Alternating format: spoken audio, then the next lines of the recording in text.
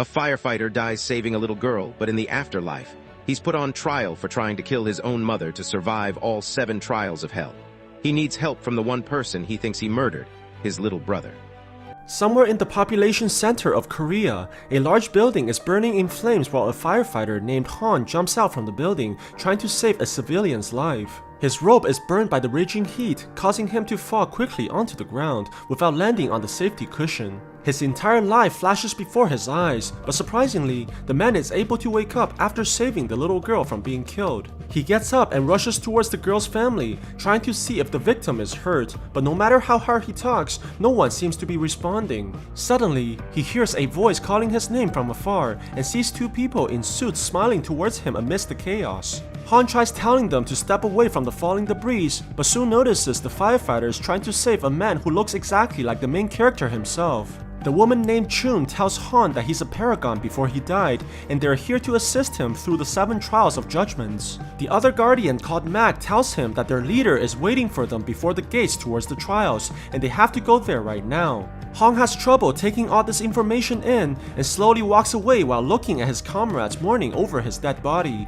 He screams that he can't die right now as he wants to see his mother, but the man's body began levitating in the air towards the giant portal. Han continues shouting about seeing his mother, while the guardians are touched that he's so caring towards his parent even after death. They arrive in a different dimension where thousands of people are heading towards the gates of judgment, and Han meets the guardian leader called Rim, who's helped 47 souls to reincarnate in the past century. When the leader congratulates Han for being a paragon, the man looks away and declines, stating that he's not a good person at all. They enter through the gates of judgment, but are teleported to a nightmarish place full of lava called the Mountain of Murder. Mac is shocked to see their location and immediately questions Han if he's killed someone in his life, but the man denies having ever done something so terrible. Rim explains that causing someone's death indirectly through inaction is also judged by the trials, which may be the reason why they're here. Han arrives on a stadium where large doors on the ground opens up, revealing a giant pit filled with lava. The people who are punished try desperately to climb out, but they continuously burn inside the sea of flames.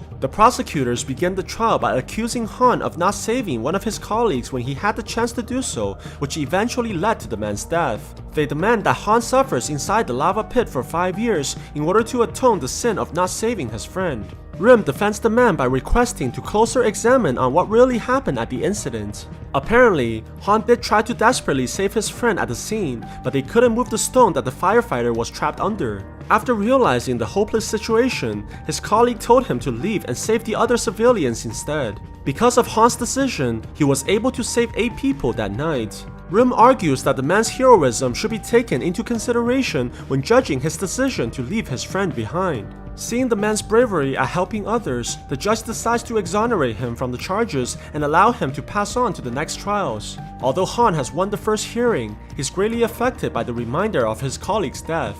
He demands to know why the Guardians are helping him, as he doesn't believe himself to be a paragon. It turns out that the Guardians have their own agendas, as they made a deal with the King of Hell who's called Yong-hwa. If the 3 are able to help 49 souls to go through the trials and reincarnate within the century, they can also become humans as well. They eventually arrive at the trial of indolence, where Chun explains all the labors that Han has completed. The man has never been lazy throughout his life and always helped others no matter where he went. This even means knocking over a beehive and subjecting his whole team to terrible stings, or rescuing some grumpy cat on the edge of a building and breaking the owner's Lamborghini with his head.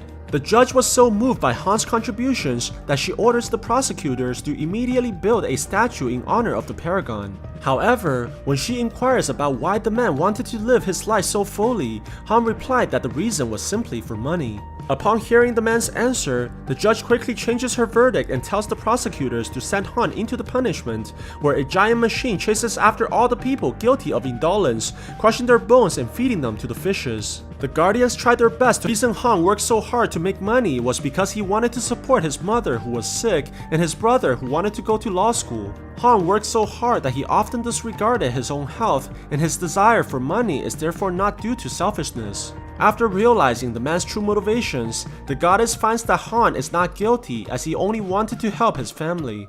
The group quickly boards the boat that will take them to the next location, but before they can celebrate, they notice that they're being pursued by numerous monsters. The team unleashes their weapons and tries their best to defend against the creatures. They're able to defeat many of the enemies by cutting them into pieces, but the captain eventually gets knocked over the ship and barely hangs on. Mac is forced to defend the ship all by himself while giving his leader the chance to recover. In the final moment, Mac strikes a large stone pillar that causes the rocks to fall, finally saving them from the monster's pursuit. The man explains that this can only happen because the family of Han has died and became a vengeful spirit. In order to stop other monsters from pursuing them in the future, Rim decides to visit Han's family in order to find out the truth about what happened. He goes to Han's residence and notices that the mother is clearly alive. This can only mean that it was the brother Su who died and turned into a vengeful spirit. The evil aura tries to run away while the guardian chases closely behind. Rim tries to stop the spirit by catching and using his weapon, but the ghost manages to avoid the attacks from behind.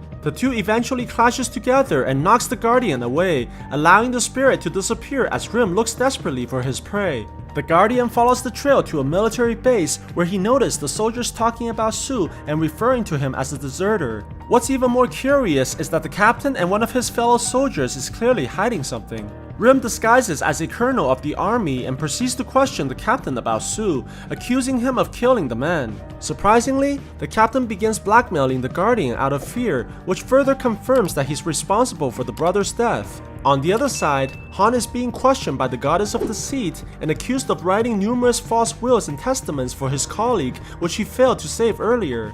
He gave these writings to the man's daughter, lying to her by pretending to be the girl's father. The goddess immediately orders the man to be tied up and prepares to punish him by cutting off his tongue. Luckily, Rim is able to connect to his team through telepathy and argues for Han's actions. It turns out that he also wrote false letters to his mother, lying about how great his life is and how wealthy he became. Rim argues that these are all attempts to comfort the people that he cares about by providing them hope that reality can offer and allowing them to live on. Upon realizing that Han did all this in order to provide others a reason to live on, the deity forgives the man's crimes as the intentions were never to harm. After the trial, Rim lies to Han and tells him that his families are doing fine, but quickly informs the team about the truth regarding Han's brother. Rim goes back in time to see what really happened on the night of Su's death and realizes that his comrade Dawn shot the man by accident after switching off the safety. Dawn called their captain right away, and instead of trying to save the dying man, the soldier decides to bury Su and hide the evidence so that his promotion would not be soiled. Rim looks at the body of Su and realizes in shock that the man was actually not dead, forcing him to remember the memories from his past where his father was also buried alive. At the same time, Han has arrived in the Hell of Injustice, where the people are frozen for years in order to pay for their crime of not helping others. Thankfully, Han's profession as a firefighter means that he'll not be judged here, but instead be allowed to move on to the next location. During the ride inside the cable car, it's revealed that the Guardians all have their memories erased except for their leader, Rim. Mac tries to stop his teammate from revealing any more about their limitations, but accidentally informs Han that his brother is in fact the vengeful spirit. Upon realizing the truth, the man's unstable psyche shakes the entire realm and breaks the cable car, nearly dropping his Guardians below. But Han is able to pull himself together in the last moment and offers to help his teammates. The three eventually arrives in the Hell of Betrayal, where a beautiful goddess judges the people who betray their loved ones by trapping them in a mirror and shattering the victims. Luckily, Han was a paragon in his lifetime and did not betray anyone, allowing him to move on safely from this location as well. At the same time, Rim is able to find the vengeful spirit in the nightclub where he's trying to kill one of the soldiers who buried him alive. The Guardian chases after Su right away, and they fight continuously in the air while flying through the city. Rim is able to capture the spirit by setting a trap and tying him onto the building using a magical rope. The Guardian tells the spirit that he needs to forgive his killers in order to be reborn, or else he'll be destroyed forever. But this only served to remind Su about how he was buried alive and betrayed by his best friends, causing him to scream in rage and break free by creating a massive shockwave.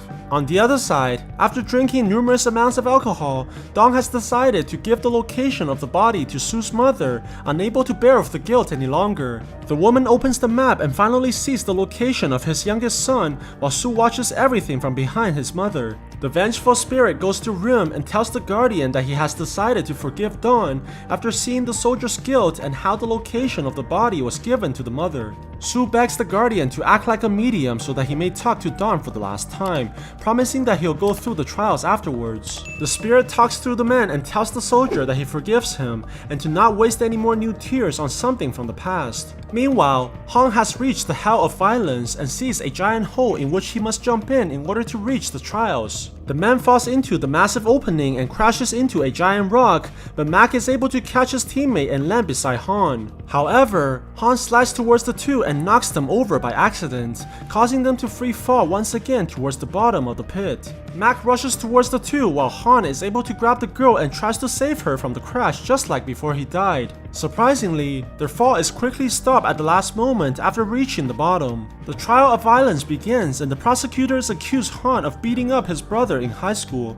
This action was especially unforgivable as the young boy was suffering from malnutrition due to how poor the family was at the time. In fact, Han never sought out forgiveness after the fight as he ran off away from his family the very next day and never went home ever since. The judge decides quickly that the man is guilty of violence towards his own family and plans to send him into a pit where people are constantly hit by rocks as punishment. Seeing that Han is about to be sentenced, Chun quickly demands the judge to hold off the conviction and look at the final trial together with the current one as they're closely related. This play is very risky as it requires the Guardians to forfeit their powers in the afterlife if Han was found to be guilty on the next trial. Unfortunately, the Guardians quickly learn the truth about what happened on that night of the fight. Sue woke up after seeing his brother kneeling before their mom and demands to know what Han was doing, but soon finds out that the boy was trying to kill his own mother using a pillow. Sue tried to stop his brother immediately, which caused Han to eventually drop the pillow and begin punching the young boy continuously with anger. It turns out that Han felt very hopeless at the time of his life as their family was so poor and his mother was gravely ill. The only way he believed that can end their suffering was through death and nothing else. This is also why he felt extremely guilty afterwards and ran away from home, never returning to his family ever again. After hearing this, the Guardians become hopeless as they realize that there is no way they can win the trials now, especially in the final hell of filial impiety. At the same time, Rim is trying to bring Sue towards his body so that the spirit can finally begin the journey towards reincarnation as well. When they arrive at the military camp, Sue is surprised to see that his mother is here, begging the soldiers to bring her to her son's body. The captain of the army sees this and rushes towards the woman, ripping her signs into pieces and pushing her onto the ground, causing her to faint in the exertion. Sue sees that his mother is being attacked by his killer and becomes engulfed in rage, quickly turning into the vengeful spirit that he was before. He breaks free from the restraints and grabs onto the Guardian, throwing the man away using tremendous force. Sue's fury becomes so intense that he turns into a giant tornado, engulfing all the soldiers in the area and opening a gateway towards the afterlife itself. The vengeful spirit tosses everything around and creating massive chaos, while Rim tries desperately to save all the people from being killed. Luckily, Mac is able to charge into the living world through the portal and launches at Sue, breaking away the giant statue and stunning the enemy. Rim takes the chance and charges in as well, capturing Sue using a magical robe and finally putting a stop to the rampage. Meanwhile, the trial of Han begins at the other end as King Yong-hwa himself decides to be the judge for the case. The deity charges the man with attempting to murder his own mother and beating his brother in such a desperate time. The king also reveals that Han's mother actually knew about her son's attempt to kill her, but remained silent and kept all this tragedy inside her heart, which makes the man's crime even worse. The deity concludes that Han will be punished forever in this hell as he tried to commit the worst thing possible of killing the one who gave him life. Suddenly, the entire realm begins shaking as a voice begins speaking to Han's mother. It turns out that Rim has used his power to allow Sue to speak to his mother in a dream, and the son apologizes for his brother. Sue tells the woman that Han has worked non-stop for 15 years in order to support them ever since that night after feeling guilty for what he did. Surprisingly, the mother reveals that she has forgiven her son a long time ago and apologizes herself for not being able to provide for her children. Han hears this and falls into tears, while the king himself has been moved by their display of family. The deity decides that he can no longer charge Han for his crimes as the victim has forgave him a long time ago, thus allowing the man to be reincarnated. Han hears this and bows towards Chun, thanking the Guardians for helping him through the journey, before disappearing into the bright lights. Back in the mortal realm, film, Rim has decided to bring Sue as their 49th reincarnation, planning to achieve their deal for the king so that they can be reborn as well. The group arrives inside the hell of filial impiety in front of numerous demons and charges towards the enemies in order to open a way to the king of hell himself. So what do you guys think about this movie? Let me know in the comments below. And if you like my video, please press like and subscribe for more. I'll see you guys next time. If this story moved you too, then a like is well deserved. Subscribe to the channel so you don't miss out on more powerful movie explained videos like this one. And don't forget to share it.